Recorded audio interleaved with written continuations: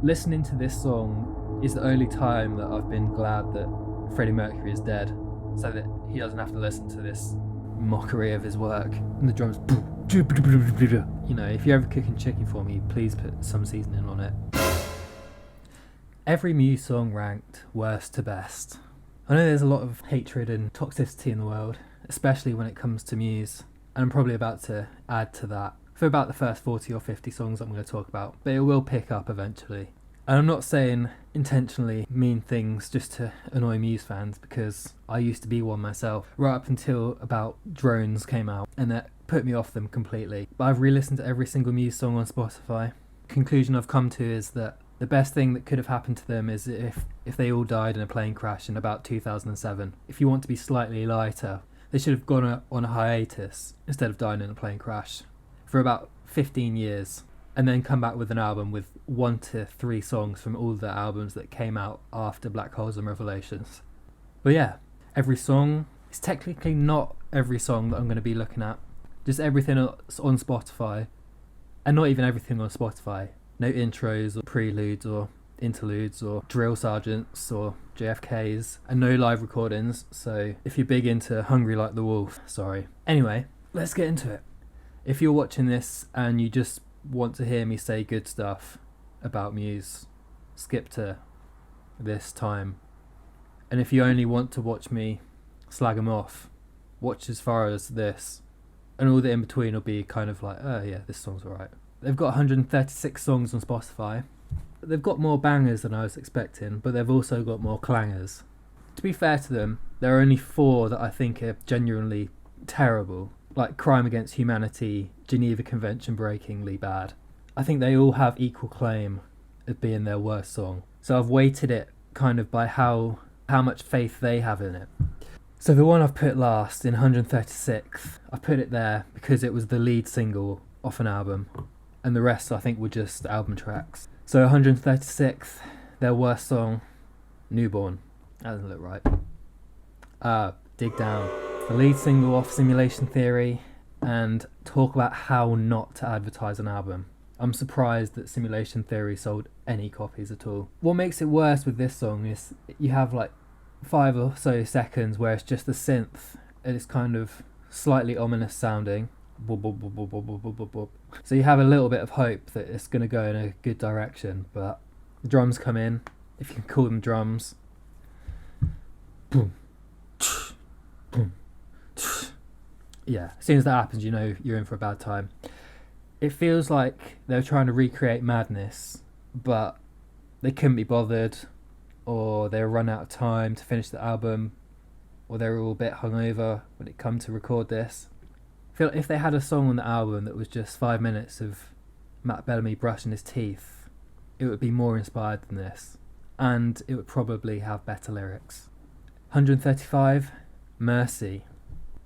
You're going to be hearing a lot about bad lyrics in this, even when we get into the good songs. A lot of people say they don't listen to Muse for the lyrics, but I think they're just making excuses. I'm not sure what happened really. Everything after Absolution has just been awful lyrically. The whole Drones album, they hit a low point for lyrics, and I think this song is the worst for it. There are septum piercings that are less on the nose than the lyrics of this song. I mean, you've got lines like, the men in cloaks are trying to devour my soul. Show me mercy from the powers that be. If you try to write a song when you're 8 years old, you come up with lyrics kind of like that. Maybe he got his son to write the lyrics on this one. You bet you wouldn't even stick this on the fridge. And it's kind of quite an uninspired chord progression. The piano riff's a bit lame. Skip. 134, Will of the People.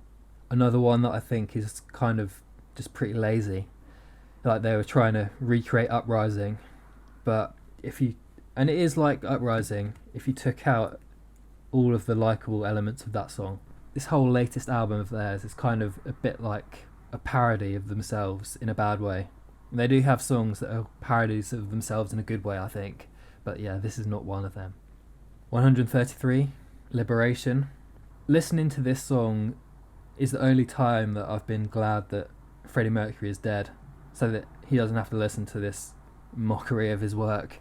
Well, no, maybe that's too much. I wish he was alive so I could kill him myself to put him out of the misery of having to listen to this. You know, if you put a phrase into Google Translate, like from English to German, and then take that German bit and change it to Portuguese, change that to Spanish, and so on and so on. And eventually, when you translate it back to English, it's something completely different. It makes no sense. I feel like that's, if you started with a mid-tier Queen song, you'd end up with this after the 30 translations. 132, Aftermath. I think the only reason this isn't lower down the list is the guitar riff in the intro. I actually quite like it. It raised my hopes for the song being good. And then Matt hit me with a war is all around. I'm growing tired of fighting.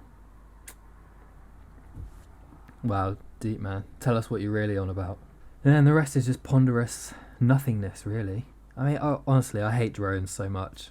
And not even the guitar solo can save this, because it's probably the laziest of his career. I mean, I could have written something better. And that's saying something. And if you are a fan of the album Drones, you're wrong and I hate you. Speaking of drones, the song, in 131. I almost didn't include this because it's basically an interlude. I don't really have much to say about it, and there isn't much to say about it really.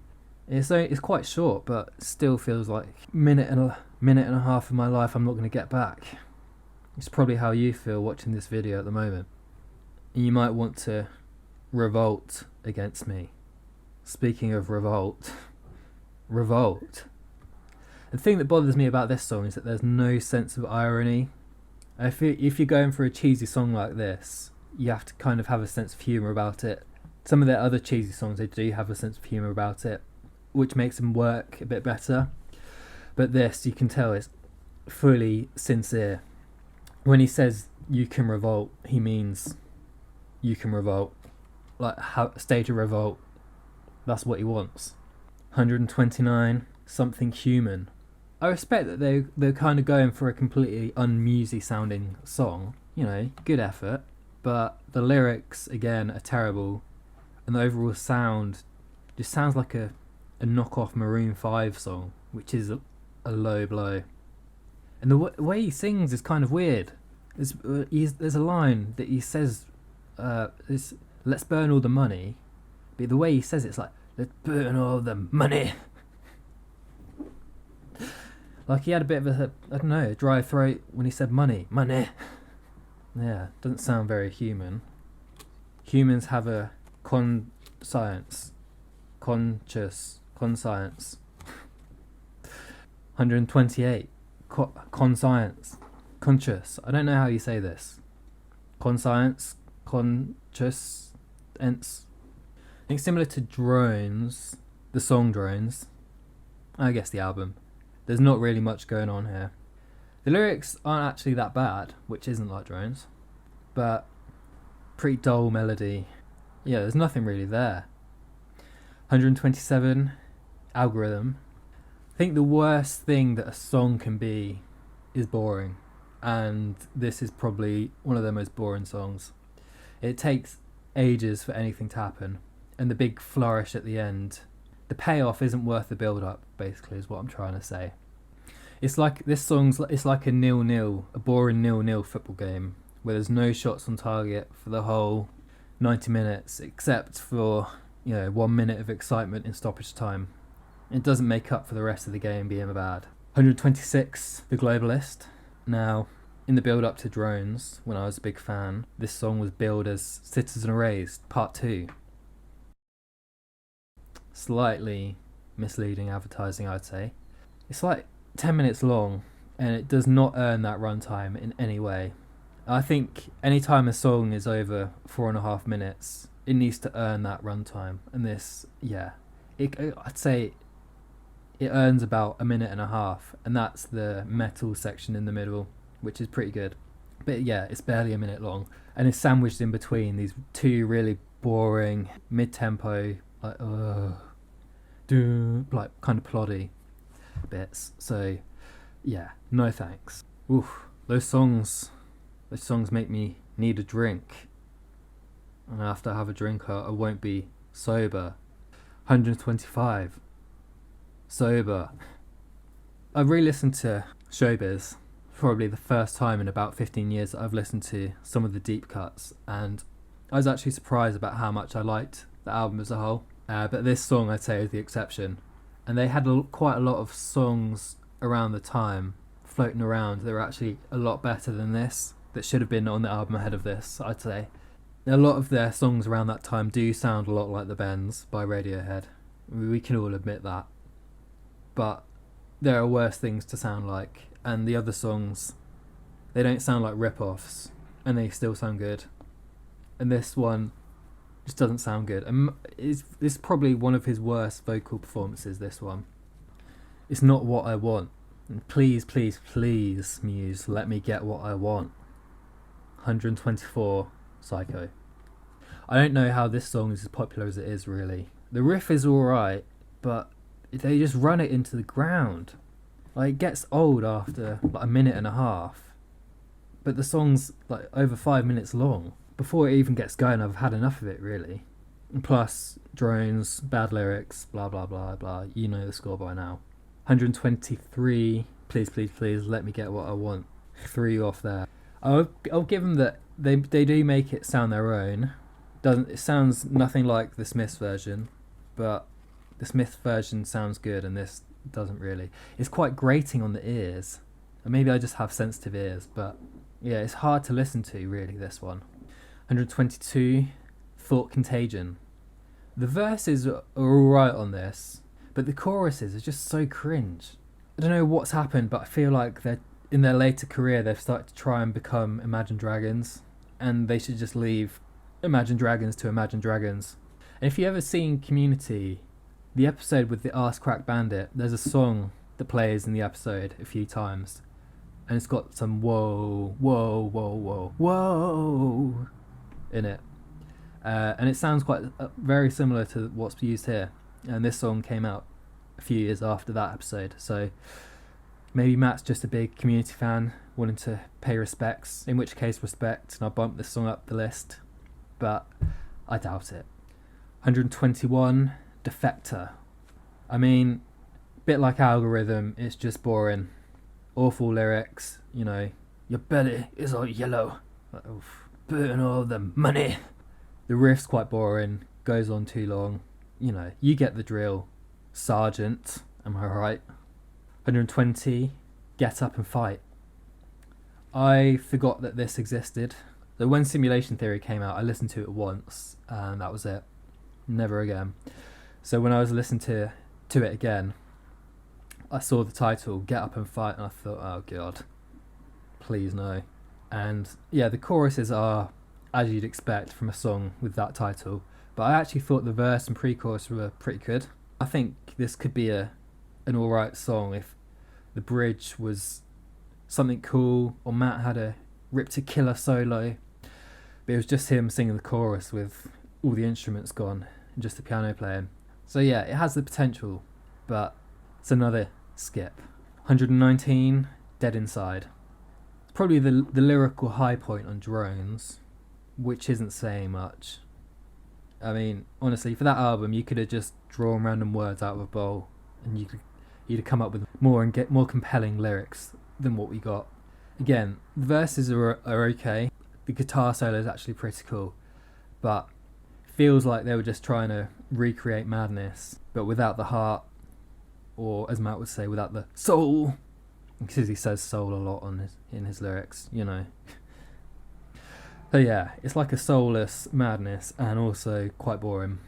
So I've put 3 songs in joint 116th place here because they're all from the Showbiz era, but listening to them is kind of in one ear, out the other.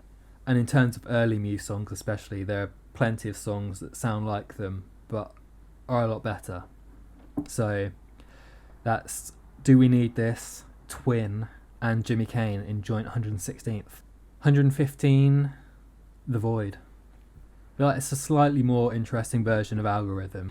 I don't really have anything particularly bad or good to say about it, you know. It's neutral and it exists. 114, Prague.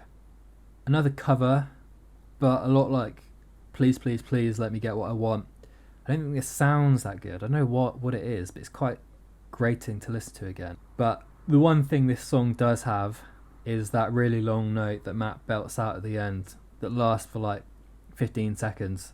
If this song was just that, this would be a top 10 for me. No, I'm serious. 113, The Dark Side. I like the vibes of this, I guess. Dark synthy stuff. The guitar solo's pretty cool, but it feels like it's building up to something, but it never gets anywhere. Building up to like a classic Muse explosion at the end, like you get with like Ruled by Secrecy, songs like that. But yeah, it just plods along, doesn't really go anywhere. I think if this song had been written like pre-2006, it would have had a great climax that, you know, goes off the hook. But no.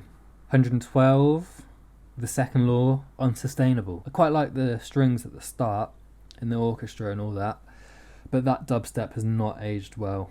It's like an amusing listen now, but yeah, there's not much substance to this. It's like if you're watching like The Big Bang Theory, but in Spanish, you might think it's a funny show, but then when you watch the English translation, you realise, oh, it's a steaming pile of whatever. 111, The Second Law, Isolated System. I like it slightly better than Unsustainable. There's a version on YouTube somewhere with the newsreader taken out, and it actually sounds pretty good. That, yeah, I think the narration hinders the song quite a bit. 110, Compliance. Lyrically, it feels like it could have been on Drones, which is not a compliment. Yeah, this song would be a lot lower down if it wasn't for the cool bass line. That's like the one thing that this has going for it. If it wasn't for that, this would be probably in the bottom 5. And also, when I saw that they had a song called Compliance coming out in 2022, I thought, oh no, they've gone full anti-vax. So I was glad to just find out it's another one of their generic "the government is bad, man" songs. 109, Screenager. I know it's heresy to have an Origin of Symmetry song this low, so please don't burn me, but this song never really clicked with me. I will say this, I think 9 of the other 10 Origin of Symmetry songs are in the top 20, so chill out. 108, Piano Thing. Yes, Piano Thing. It's just, you know, random piano noodling, but Matt's good at piano noodling, so, you know, get off my case. It's not one I'd ever listen to, and I'd probably, if it came on shuffle, I'd skip it, unless my phone was on the other side of the room or something. I wouldn't stand up and skip it, but I would skip it if it was within arm's reach. Yeah, skip.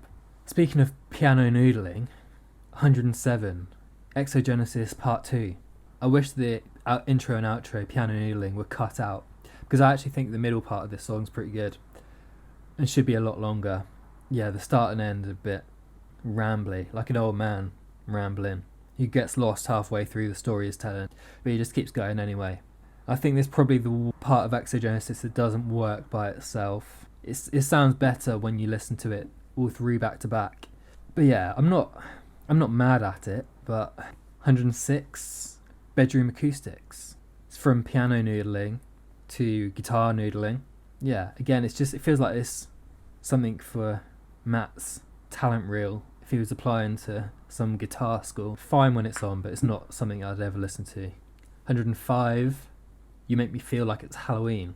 When I first heard it, I was like, bit cringe, bit cheesy, not in a good way.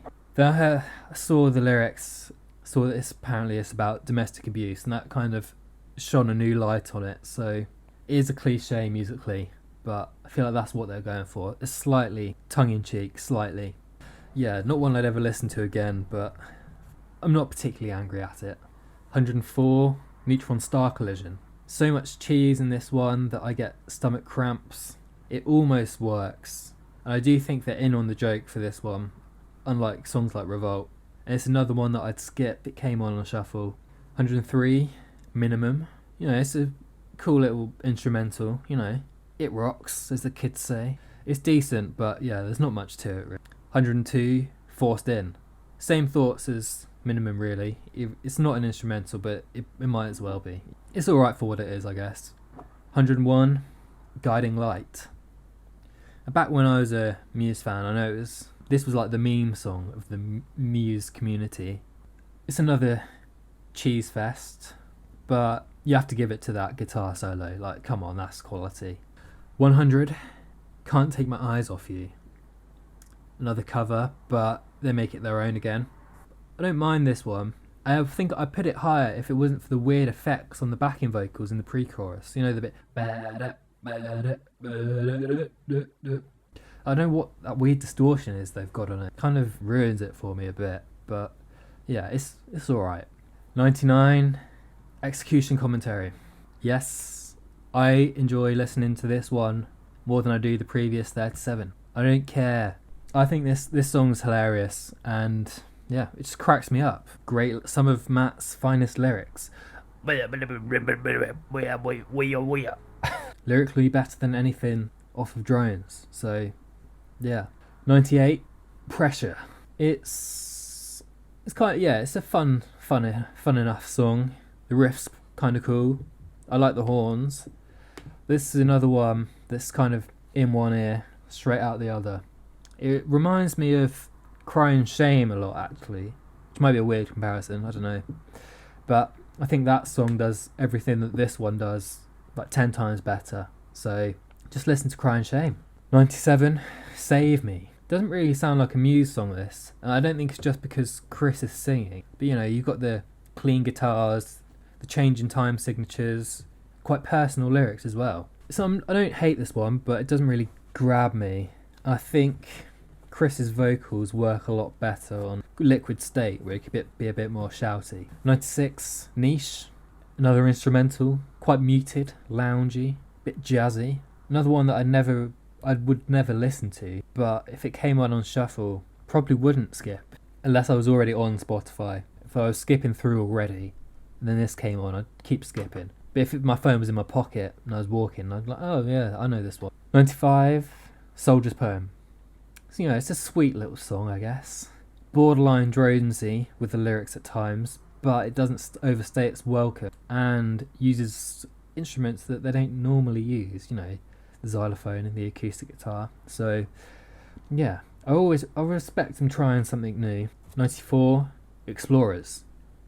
Another quite sweet sounding song. Sounds a bit like a kid's song, and then at the end he actually says go to sleep. So yeah, and the lyrics are a bit Dr. Seussy, not in a good way really. Yeah, I think the second law was just them throwing a load of stuff at the wall and seeing what stuck. Very random album. 93, Ghosts. It's off their newest album. I didn't think they were capable of doing a song like this really, just piano and vocal. The biggest surprise really is that it kind of works. The lyrics aren't amazing, but they're not cringe, so you know, it's their take on Adele. I would say I prefer Adele still. I don't particularly like Adele. 92, Blockades. This has the potential to be higher on the list. It has all the elements of their best songs. It just feels a bit undercooked. Like they were, whatever album this was from, they were just throwing a bone to the old Muse fans just for the sake of it, and their hearts weren't really in this, which is a shame because yeah, it had potential, this one. 91, Survival. Calling this song over the top would be a massive understatement. I know there was a USA Today article about Olympic songs. I've got this written down. I'm reading this. This isn't all committed to memory. There's a quote from a BBC host called John Holmes, and he compared this to an orchestra falling down some stairs and the sound and the noise of a rhino knocking down a wall. This one almost works just because of how ridiculous it is. Almost. 90, Resistance. It has a few bits that I like, but it just goes on for too long. A few songs on the Resistance album suffered from not having an external producer, and they just go on a bit too long. The piano riff as well, it's a bit, I'm not a fan of it, but like the Psycho riff, it just keeps cropping up, and by the time you hear it for the second time, I'm like, oh, I've had enough of this. 89, Invincible.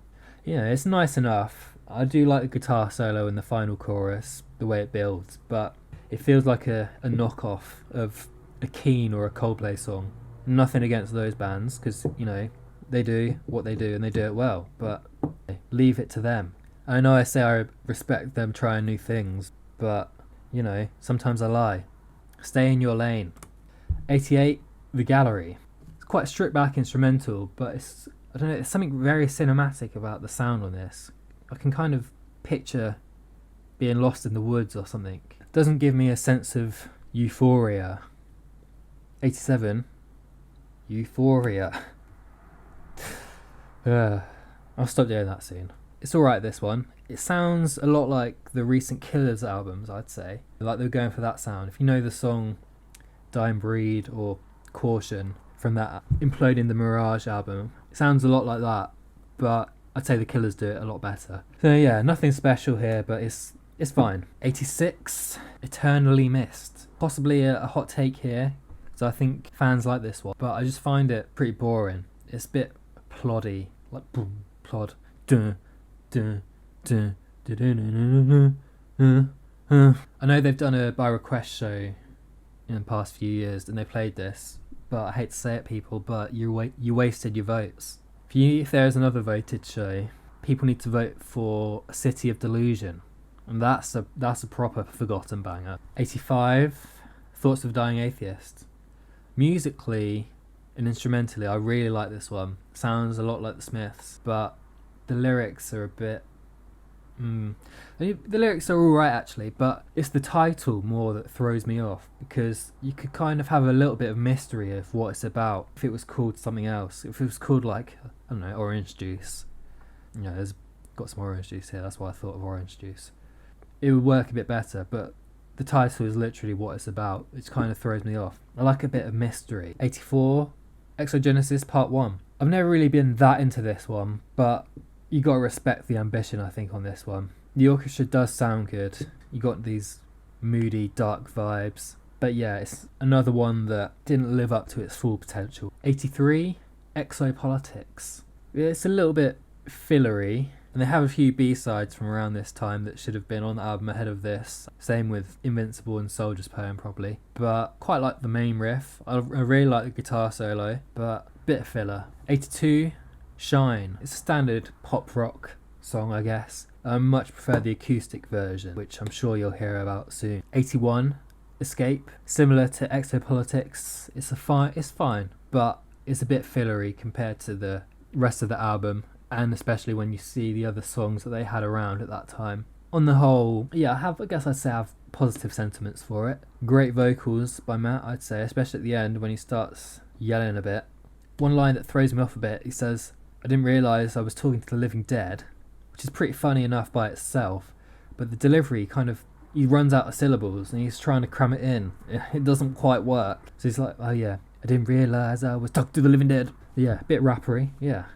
Unintentional comedy, I always respect. 80, Follow Me. Hints of dubstep, fortunately just a hint. Another one that I'm mostly positive about, but Matt's voice is just weird. Just listen to his voice at the beginning, it's weird. But yeah, once the drums come in and it picks up, he just does his normal Bono impression. 79, Yes Please. Similar to Execution Commentary, not much going on here, but it's just a fun listen. It's a bit like a Will Ferrell film, this one. You know, it's harmless. There's not much substance to it. You know, it's fine. I do think Will Ferrell, you know, Elf, great. Step Brothers, great. That one where he's a racing driver, pretty good. The rest of his films, I'm not a fan of. Even Anchorman, not that good. Sorry, Will. I know you're watching this. 78, Liquid State. I think the better of Chris's songs. It rocks out. Decent lyrics, but yeah, not one I'd revisit in a hurry. 77, Feeling Good. Another cover that they make their own. The origin of Symmetry, the piano and distorted bass combo it's a good pairing, and they do it quite a lot. But yeah, Futurism should have been on the album ahead of this. Keep Screenager, even though I don't like it as much, but it's a cover, you know. Ditch Feeling Good. 76, I think it's ashamed that Futurism wasn't on the album. 76, Ashamed. Another comedy one, but you know, it goes hard, gotta respect that. 75, Small Print, another solid rock song, but what I don't get is there's this whole thing, it was this or Fury to go on Absolution. One, I don't know why this was chosen ahead of Fury, and two, I don't get why they didn't just include both songs. Like, you can have both, just lose one of the other ones, what I said. Thoughts of a Dying Atheist, yeah, lose that one. 74, United States of Eurasia. Another parody song, but I think this one works just about.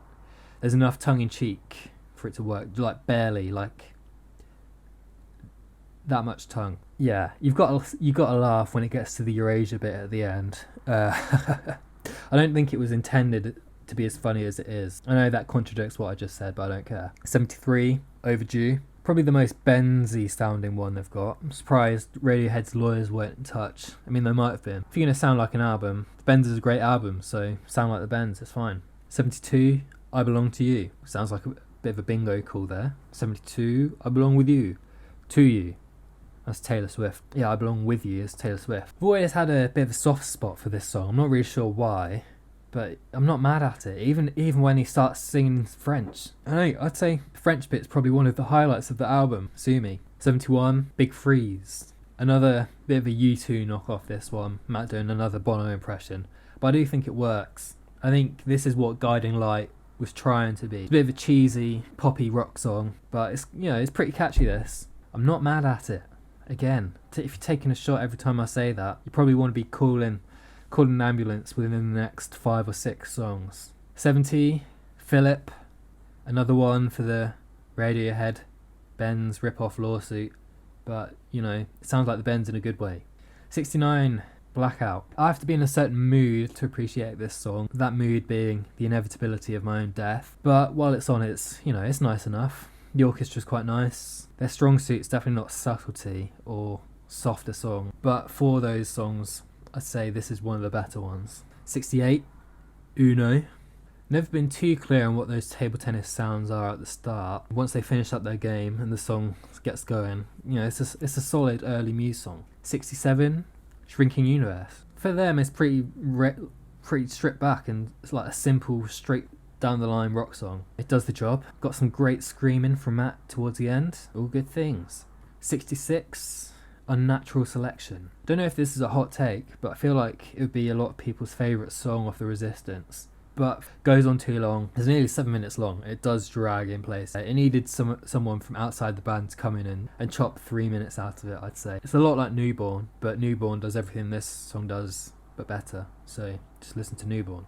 65, We Are Fucking Fucked. When I saw this in the track listing for their latest album, I thought, okay, they've lost the plot.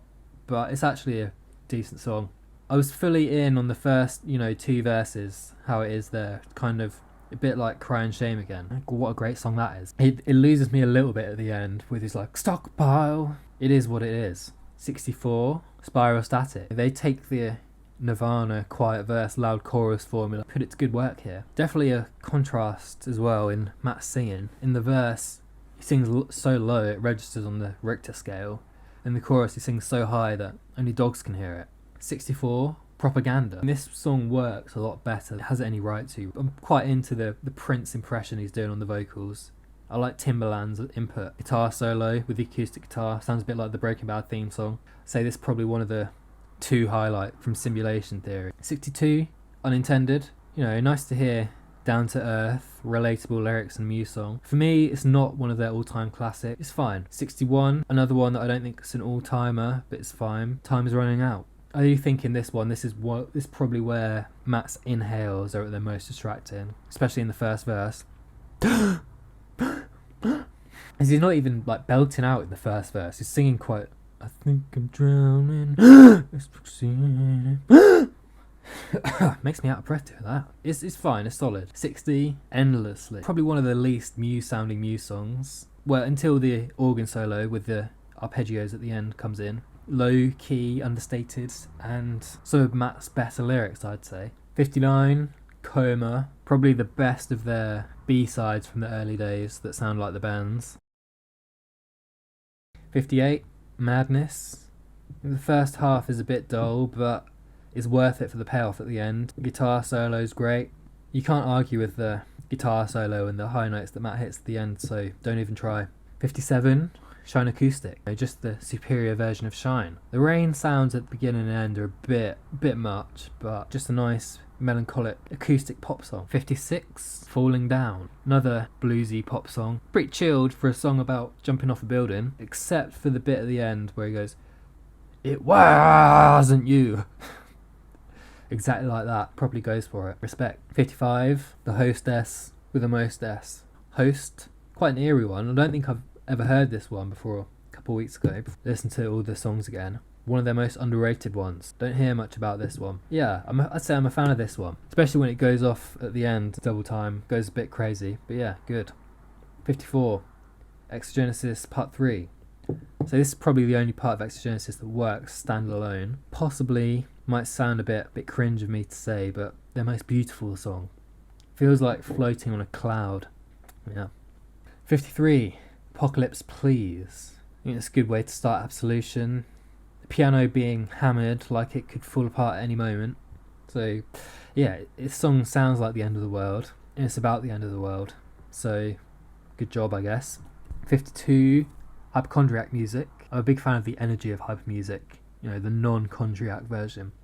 So I do think this is the lesser of the two versions, but the vibes on this are off the chart. If Space Dementia was played on acoustic guitars instead of piano, it would sound like this, which, yeah, is good, because Space Dementia, as you'll see, is up there in space. 51. Agitated. They have a few B-sides like this where the riffs I feel like they could write in their sleep, and this is one of them, but it's the best of them. And it does mix it up too, with the groove kind of changing in the chorus and then change to 5/4 for the outro.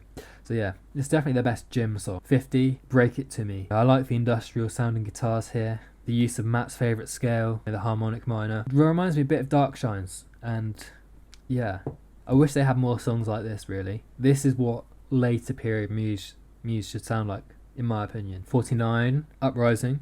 It's the most played song on Spotify. When I'm recording this, just under 500 million. I like the way each verse and chorus is bigger than the last one. Things that hold this song back, in my opinion, from it being like one of their classics, is that one, it's too long and quite repetitive, especially the guitar solo, and two, the outro in the live version is so much better than the outro here. So I don't know why that version wasn't used. I feel like you'd need to get inside Matt's head to know that. And to get inside his head, you'd probably need a map of his head. And if you wanted to get inside your head, you'd need a map of your head. Which sounds like a bit of a Mac DeMarco song, really. Nice little acoustic song. Weird lyrics. Big fan of this one. 47.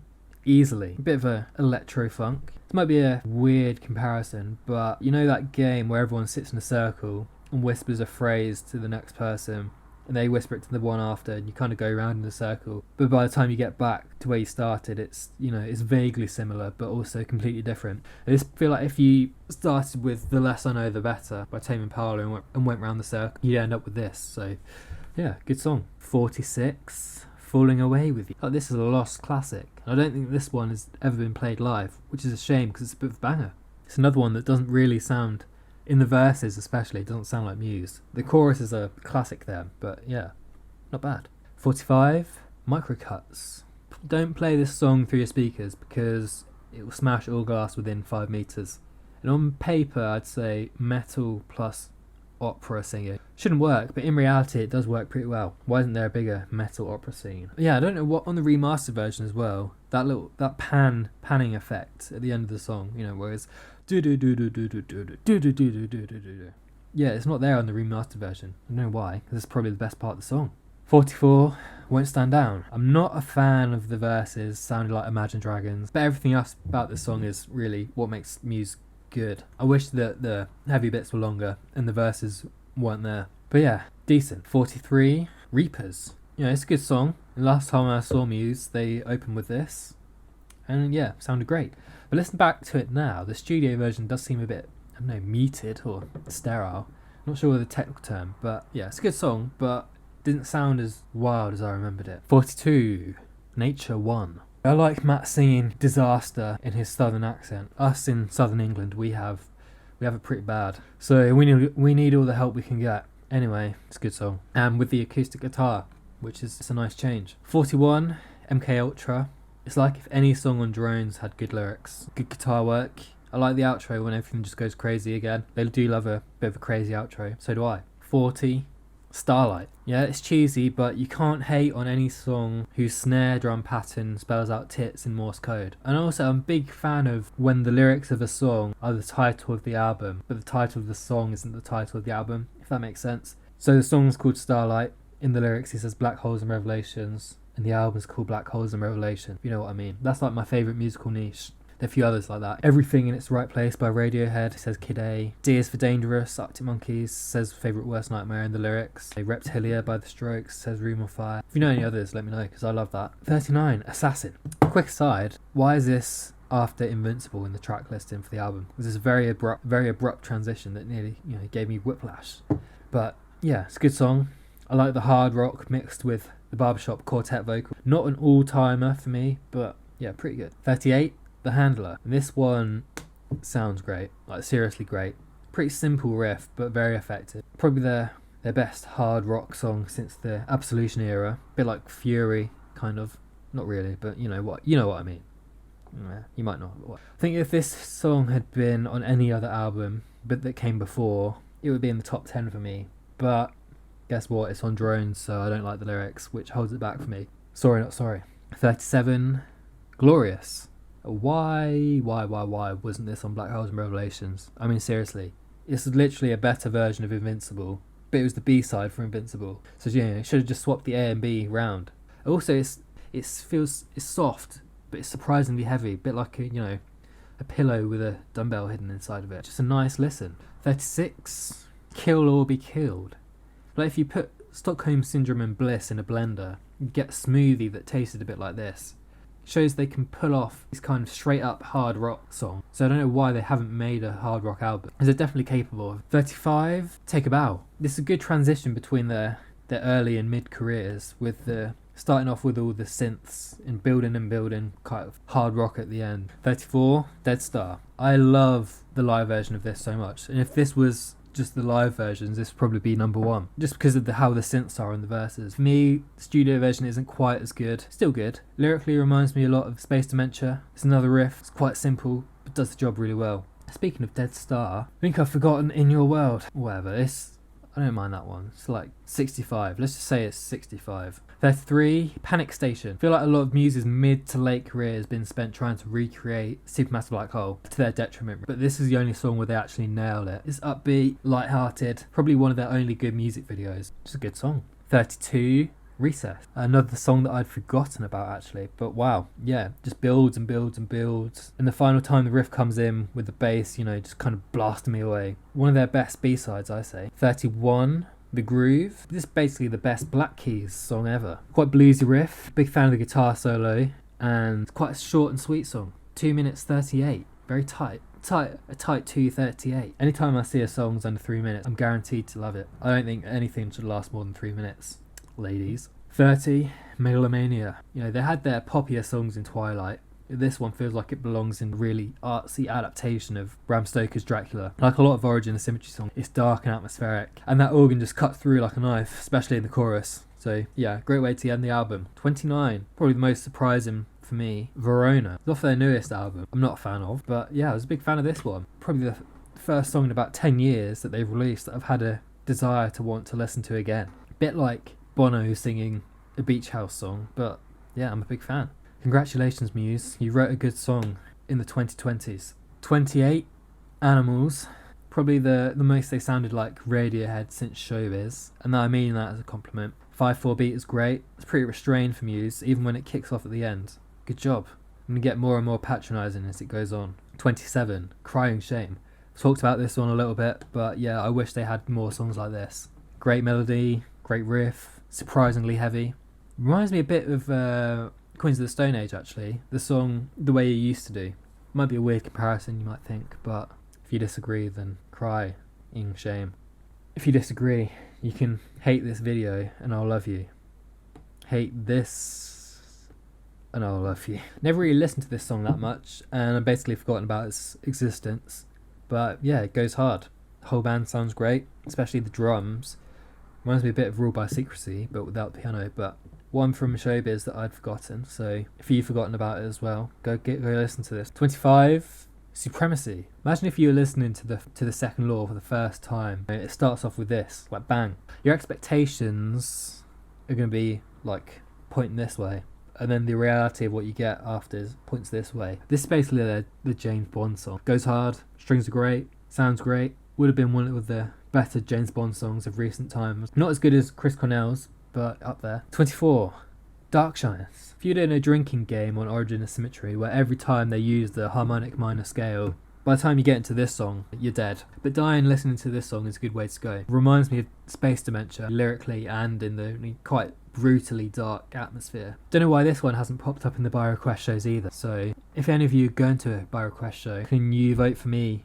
City of Delusion, Dark Shines, Crying Shame, Hate This and I Love You, Falling Away With You, Map of Your Head, probably others. You know, I'll think about it. 23. Sing for Absolution. Slow burn, but a huge climax. We all love a huge climax. First 2/3 are a bit weird, a bit like a Christmas song, the way the synth sounds. And then the end is a bit like Christmas, but if a nuclear war started on Christmas Day. So yeah, I'm a fan of this. 22, Ruled by Secrecy. Another slow build, big finish. Weird comparison, but I think this is their 505. It does sound like it could be off a film soundtrack where at the end the hero's plans unravel and the bad guys win. I'm a big fan of the way the bass and drums come like really crashing in at the end. 21, City of Delusion. Possibly a surprise pick to have it this high, but I'm a big sucker for a trumpet solo. You've also got a cheeky bass solo in there, which I always appreciate. And you've got the acoustic guitar, always good when that pops up. The lyrics are cheesy and over the top, but so is the music, and I think it fits well together. And those high notes Matt hits at the end when he says, "I will avenge. I will avenge." He does it slightly better than me, I'd say. 20, Butterflies and Hurricanes. I've seen a few people play this piano solo in real life, and it doesn't. So I don't think it's as hard as it sounds, but it does sound really good. Another one that feels like a Muse version of a non-Muse song. I'm not sure how to describe it really, but they don't really have any other songs that sound like this. Look, it's a great song. That's all I mean. 19, Cave. A bit of a weird one, this. Especially the verses. The way he says nothing sounds like he's saying nut. Like it's got nut to do with you. Anyway, the rest of it is great. Reminds me a bit of I Belong to You with the piano, but minus the French bit. I can't really explain that. I know I've probably got that wrong, but whatever. Yeah, always like this one. You know, he talks about come in my cave, talks about nuts, so if your mind's in the gutter, this is a good song for you. 18, Hoodoo. Definitely their most artsy song. But I could see someone like Wise Blood doing a great cover of this. It's a real sonic outlier in their discography. It sounds nothing like Muse. Yeah, I'm a big fan of the lyrics, flamenco guitar, dramatic piano in the middle. Never really liked this song when I was first getting into Muse, but as I've gotten older I've come to appreciate it. It's maturing like a nice cheese. You know, I love a cheesy Muse song. 17, Fury. Why wasn't this on Absolution, honestly? And why was this, I know I said before, but why was the decision this or small print? Just have both. Ugh. I feel like the riffs in the verse feel like they come from before Absolution, and the chorus sounds like their post-Absolution career, so it's a good midpoint of their pre and post-Absolution output. 16, Futurism. I think if you swap this for Screenager or Feeling Good, I think Origin of Symmetry becomes the perfect album. I mean, seriously, that bass line is killer. And Matt's like straining vocals in the chorus, oh my lord. You can really hear him like struggling there. I actually get a bit mad about this not being on the Origin of Symmetry track listing. All those magic mushrooms must have messed with their head for them to not put this on the album. 15, Undisclosed Desires. Possibly another hot take, but I think this is the best song on The Resistance by quite a mile. You know, it's catchy, it sounds great, the strings are cool, understated, but it's a low-key banger. Probably their best poppy song. 14, Supermassive Black Hole. Yeah, it's their most well-known song for a reason. A bit like Prince covering Franz Ferdinand, which he may have done at some point, because I know he did a cover of Jimmy Eat World, so, you know, not completely unreasonable that he might have dropped a cheeky No You Girls at some point. Yeah, it's a bit overplayed, but anytime I hear it on the radio, I'm always pleasantly surprised about how good it sounds. 13, Plug-in Baby. Similar to Supermassive Black Hole, it's one of their most popular songs for a reason. Guitar riff's great, iconic even, I'd say. Distorted bass line's great, catchy chorus. When he sings in the outro, only dogs can hear it, so all the things for a classic Muse song. 12, Hyper Music. This is actually my favourite bass line of Muse's, so yeah, just in case you were wondering. Verses reflect Origin of Symmetry pretty well with the high belted notes by Matt with the driving bass line, and the chorus is basically Rage Against the Machine when he's shouting, I don't love you and I never did. It's like, oh yeah, great. That's what I was saying whenever I listened to any Muse album that came out after The Second Law. I don't love you and I never did, Muse. I did. 11. Sunburn. First song on their first album, and what way to start. And even at that early stage, they'd already figured out most of what would make them good, you know. Got the fiddly piano, distorted bass, the wailing vocals. It was all downhill from there. Not all, apart from this top 10. 10. Nights of Sidonia. It's actually the first Muse song I ever heard. What an introduction. It's them firing on all cylinders, really. Encapsulates all that's great about their best songs. Unapologetic, over the top and bombastic, but it is still full of heart, I'd say. And that riff at the end, you just can't argue with that. Stop arguing with that. 9. Hysteria. You know, the bass line gets a lot of attention, but I actually think the guitar solo is the best part of this. Pretty simple, but very effective. Again, the whole band at their best. It's catchy, but it's heavy. Like the best songs on Absolution, have quite pop structures and melodies, but played with hard rock instruments. That's my music critic view. Feeling a strong 8 or light 9 on this one. Anyway, 8. Muscle Museum. I know they named the song by picking the word before and after Muse in the dictionary, but they put a lot more effort into the song itself, fortunately. Apart from the line about playing in the toilets, you know, maybe not there. But it's just a great kind of like a late 90s, early 2000s indie rock song. Pretty straight down the line, but great. Doesn't need anything fancy on it. It's like unseasoned chicken, but if the chicken's cooked to perfection, it tastes great anyway. You don't need seasoning. Yeah, you do, but you know, if you're ever cooking chicken for me, please put some seasoning on it. I do wonder how their career would have ended up if they kind of followed this more standard indie path instead of going to the, you know, the space rock in their second album. But probably not as good, but you know, who knows. 7. Citizen Erased. This song's a real experience. Got lots of parts that all fit together, and again, kind of like all these songs near the top of the list, encapsulates everything that they're good at. Starts off hard, softens up, gets a little jazzy in the second verse, then comes back even harder with the guitar solo, and then at the end, you know, the orchestra and the piano get wheeled out. I feel like this song as well, you can hear elements of it in every song that comes after, or all the good songs that come after. It's like they're, you know, they're Genghis Khan. A quarter of all their songs can trace their ancestry back to this song. 6. Space Dementia. I've always really liked this song, but the remix version kind of reminded me of how much I love it. You've got the heavy piano, the strings. It's just so dark and bleak in the best way possible. And as well, if you take away the title Space Dementia, it sounds like an astronaut losing their mind in space. And the lyrics as well, probably some of his best lines. You make me want to die. Yeah, that's how I feel listening to some of their newer songs. 5. Showbiz. And I know that whenever they've done a by request show, this has always been the most requested song. Yeah, I can see why. It's aged quite well, this one. I think it could fit onto all their other albums and not feel out of place. Quite ominous sounding at the start, and then the drums kick in and the falsetto notes whipped out.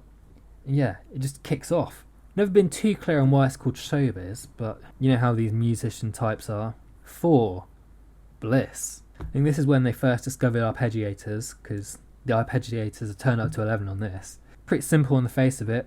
Doesn't really build up to anything. It's the same the whole way throughout. But when the verses and chorus is that good, you know, why would you want to change that? 3. Newborn. And this is how you start an album. Damn. This song makes me wish I was a newborn, because it's so good it makes me want to shit myself. And at least if I was a newborn, I'd have a nappy on. So it's another one of them that has all the classic elements, you know, twinkly piano, drop D riff, crazy solos, falsettos. Yeah, probably the best examples of all of them. 2. Map of the Problematique. I'm not 100% sure on the pronunciation of that. I think this is perfect balance of their old style and new style. You know, lots of synths, but lots of heaviness. Although I would say this song is another turning point, another one that they spent their later career trying to recapture just to create worse versions of it. The start is, you know, a bit subdued, but once the drums properly come in, yeah, great. Contrast of kind of like the frantic drums and the like twinkly piano, like do do do, and the drums boom, do do do do do. Yeah, you probably don't need to listen to it now. Once I've done that. Yeah, it's deceptively simple as well. Just the same 4 chords the whole way through. Great lyrics. And here we go.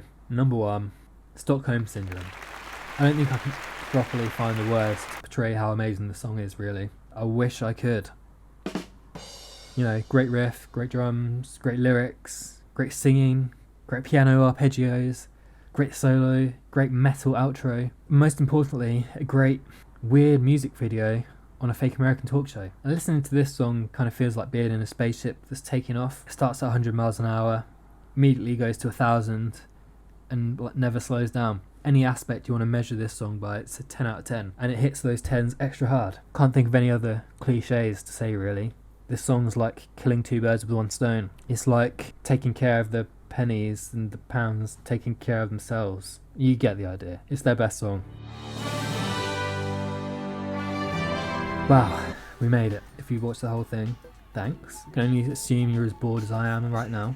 Guess my conclusions would be, am I a fan of Muse? No. Are their new albums bad? Yes. Are their old albums better? Obviously.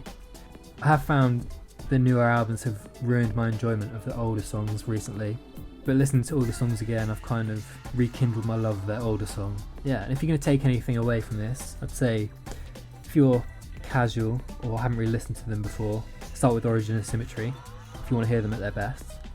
If you are more familiar with them, I'd say give some of the deep cuts from Showbiz and that era another go. If you want to give me your top 10 and also your bottom 10 in the comments, be interested to see. So yeah, thanks. Bye.